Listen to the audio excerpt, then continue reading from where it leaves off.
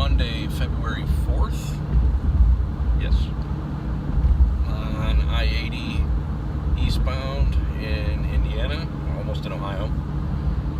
It's a 33-foot Wildwood going to West Virginia. Right now I'm getting 14.5 miles to the gallon. That'll drop a bit, but this is, I don't even know what load number it is, but it's basically been one load a week for the last 2 months. There was a couple times where we could have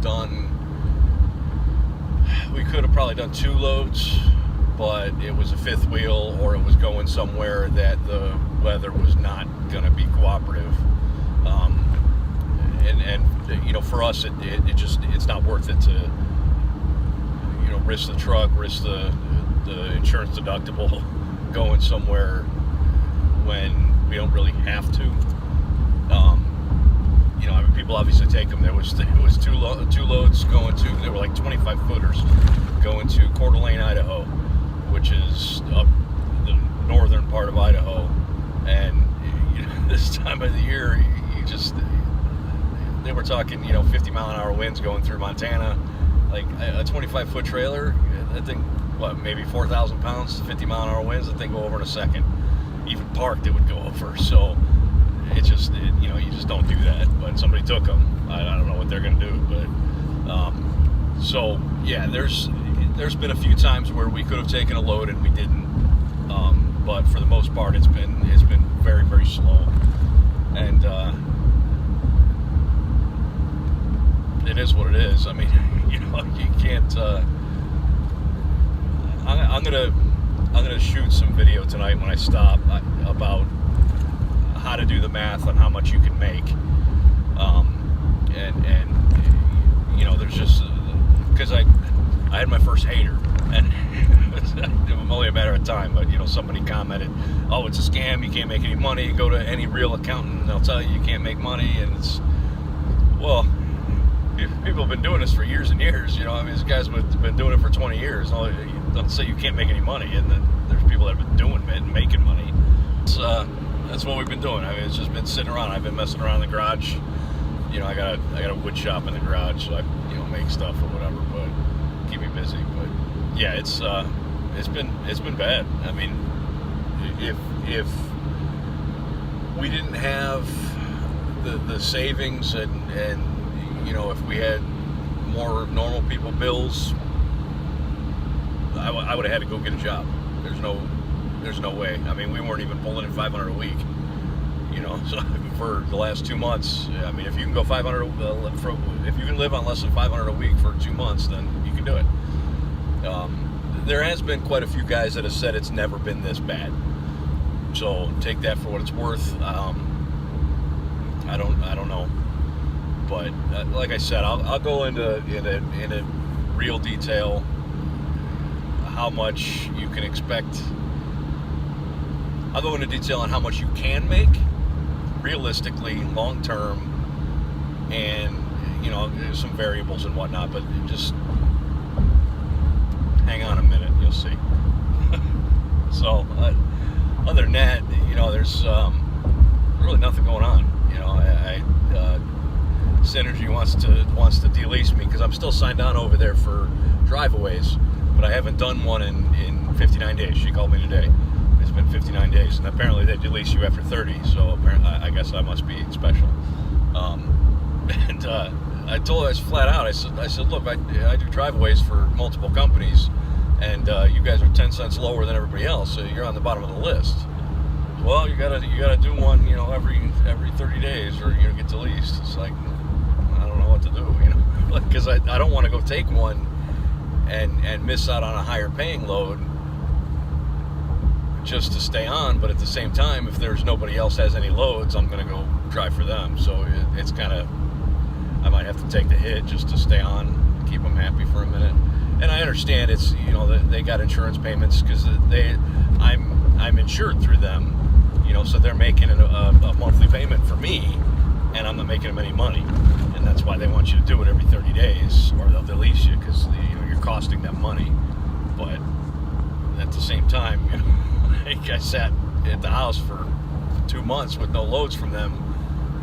They were costing me money because they couldn't get any loads in the port. So I don't feel bad about it. It's just, you know, nature of the business. But other than that, been having a good time. We haven't gone anywhere interesting. So last week we did do a single load. We came out, you know, so I live east of Cleveland, and right before Toledo there's a TA, or after Toledo, I don't know, Perrysburg, Ohio, whatever. There's a TA, and Comdata or EFS always has the best price at that station. And we had a load going to Louisiana, and it was all right, great. Actually, we had a load going to Louisiana and a drive away going somewhere along the way, and we get gas at Perrysburg, get back on the turnpike, heading out to freaking Indiana, and we get a notification that the Horizon yards are closed for the weather, and they don't know when they're going to reopen. So we're like more than halfway there, and you know, so I call my dispatcher and was like, oh, what's going on? You know, what's the deal here? And he says, well, I don't know. You know, we'll see. The weather's bad, and blah blah blah. And we're not sure if the yards will open today. And I'm like, I'm not going to drive all the way out there and sit. Jerk. I'm not going to drive all the way out there and sit for who knows how long. I might end up having to get a hotel. And it's, you know, 0 degrees outside and snowing. So we went home. It was, you know, it was a waste of the 8-hour drive. We drove 4 hours, got gas, and then drove 4 hours home. So it was stupid, but and you know, so I'm checking the weather, and that was the polar vortex or whatever crap. So everybody was freezing out, and it just -30 and all that crap. And I was like, no, forget it. So we just canceled those loads and stayed home for the week. But I mean, it could have ended up being a decent week, but you know, like I said, it's not. We're not dying, so I'd rather not freeze my ass off in the truck or risk, you know, dealing with a bunch of snow or something like that. And especially when she's driving, she's not very comfortable driving in the snow, which is strange because she grew up in Cleveland, so I don't know what that's all about. But it makes her nervous. I don't know. So that's it.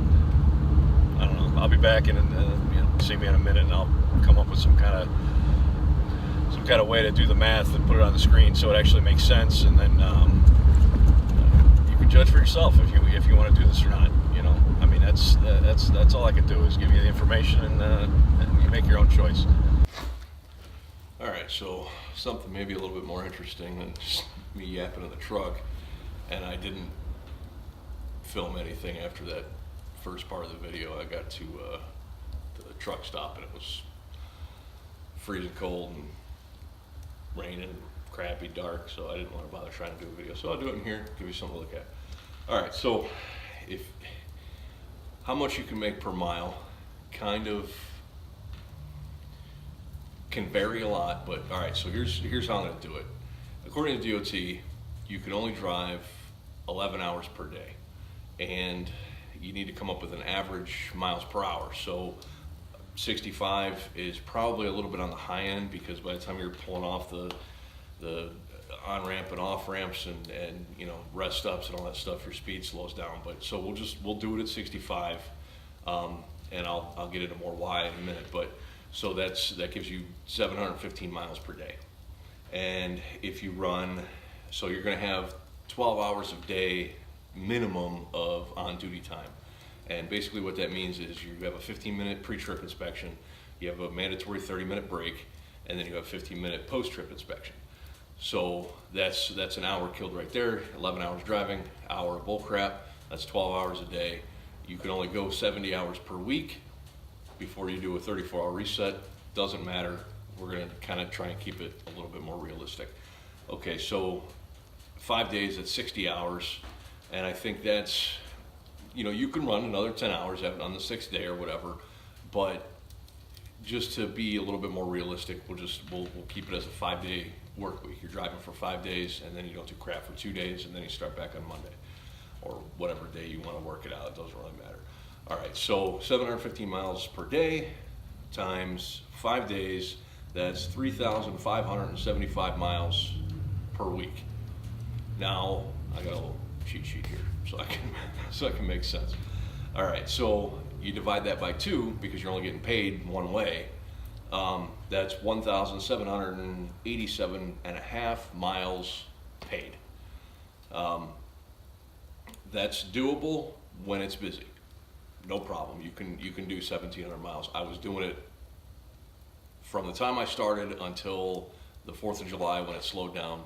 I was doing easily 1,700 miles a week. I do 1,000 or 1,200 going west, go out to Denver or whatever, and then I would do 700 miles going east, go up into Massachusetts or whatever, into New Hampshire. And so I was doing it. You can do it whatever direction you want to go. It doesn't matter. All right, so you have 1,787 and a half miles paid. Synergy right now for Northern Lows is paying $1.30 a mile. Horizon's paying $1.32.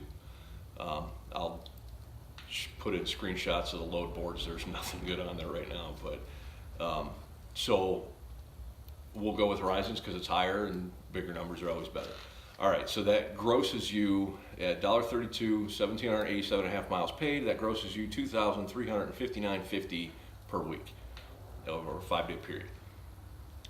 All right, so that sounds great. You just made $2,359. That's, you got to subtract, so what? All right, so if your fuel, the way I did the fuel is, if you pull for Synergy, Horizon, any of the bigger companies, I'm sure Indiana Transport does it. I don't know about, doesn't matter. There's a EFS or ComData, that's how you're paid. They don't direct deposit to your bank account. So with EFS and ComData, both of those companies negotiate discounts for cheaper fuel. So you shouldn't have a problem right now, today, what is it, February something or another, getting fuel for under $2.75 a gallon. So my truck, according to Fuelie, I'm averaging 14 miles per gallon. That's combined loaded and unloaded. And that's all I do with my truck. So there's no running to the grocery store. Occasionally I'll take it to the Home Depot or whatever to get wood stuff. But so it's 14 miles a gallon. That's what I'm getting. 11, 12 loaded and 18 to 19 empty. If I slowed it down, I can get over 20 empty, but sometimes it's just not worth it. It's better to run to get it done. So 14 miles per gallon at $2.75 a gallon and 3,575 miles. That's $702.23 in fuel per week. So now here's where it gets kind of weird. A lot of guys factor their truck payment into that. And that's the wrong way to do it, because you can't figure a truck payment per mile if you don't know how many miles you're going to run. If you got a semi and you're running a dedicated route, hey, I run 523 miles a day, and that's what I run every day, 5 days a week, and blah blah blah. Yeah, you can figure out your truck payment per mile. But for me, since I started, I've never done the same amount of miles per week, so you can't figure it that way. So the way I figured it, it doesn't matter if you run 1 mile a week or 1,000 miles a day, your cost per mile for the truck remains the same. Basically, you figure out how long do you want to keep the truck. So my goal is to put 1 million miles on a truck. So it doesn't matter. You buy a truck with 250,000 on it, you're going to run it to 1,250,000. If you buy a truck brand new with 0 miles on it, you're going to run 1 million miles and then sell it. And I don't count the sale price because you never know what you're going to get. A lot of the guys say you get about $5,000 for a truck with 1 million miles on it. Count that as a bonus. You sell the truck, you put it as a down payment on the next one or whatever. It doesn't matter. So the way you do it, if you're running a new truck, 45 grand at 1 million miles, that's 4.5 cents per mile. That's how much the truck costs you to buy a new truck. On top of that, you got oil and fuel filters, oil changes and fuel filters. When I do it myself, it costs me $85. 3 gallons of oil, the 2 filters from dieselfuelfilterkits.com, something like that. I got the kit for the truck with a cat spin-on filter. It makes it a lot easier to change the filters. It cost me $85. Every 15,000 miles, $85 gone. So that's 0.0056 cents per mile. $85 divided by 15,000 miles. Tires, every 80,000, $1,200. That's if you have good tires. The tires that I started with on the truck, I didn't even get 40 out of them. They were garbage. But so it's going to be close. All right, so that's a penny and a half per mile. So general repairs. So when the front end goes out, I got to replace ball joints, tie rod ends, whatever. I figured over the life of the truck, that's going to be about $15,000. So $15,000 divided by a million miles, that's a penny a mile. So that all of that brings our cost per mile to drive the truck to 0.0756. Now I put 12 cents a mile away for every mile that I drive the truck, and that's just me. I'd rather be safe than sorry. But we'll leave it at 0.0756. So 7.5 cents a mile and change. All right, so your cost per mile in your 3,575 mile week is $270.27. That's what it costs you, maintenance, repairs, all that crap. So then your profit per week is $1,387. So that's not bad. 1,300 and change. If you can be gone for 5 days a week and do the work, you'll make 1,300 and change. You can make more. There's no question you can make more. You run a little bit faster. You're always going to speed limit. Your fuel mileage is going to go down, so you'll have to do your own math on that. I'm not sure what it's going to do. I run about 66, 67 loaded. Empty, I'm generally 1 or 2 over the speed limit. So and I get 14 miles a gallon. So those are my numbers. Your truck may get better mileage than me. Eventually I'm going to have to delete that truck. Supposedly that gets you better mileage. So that's where you're at. So here's where the problem comes in. Can you actually get 1,787 and a half loaded miles per week? And like I said, up until the 4th of July, I was having no problem doing it. No problem. 4th of July till now, it's been a battle. It's been a real struggle. But so this will give you an idea. If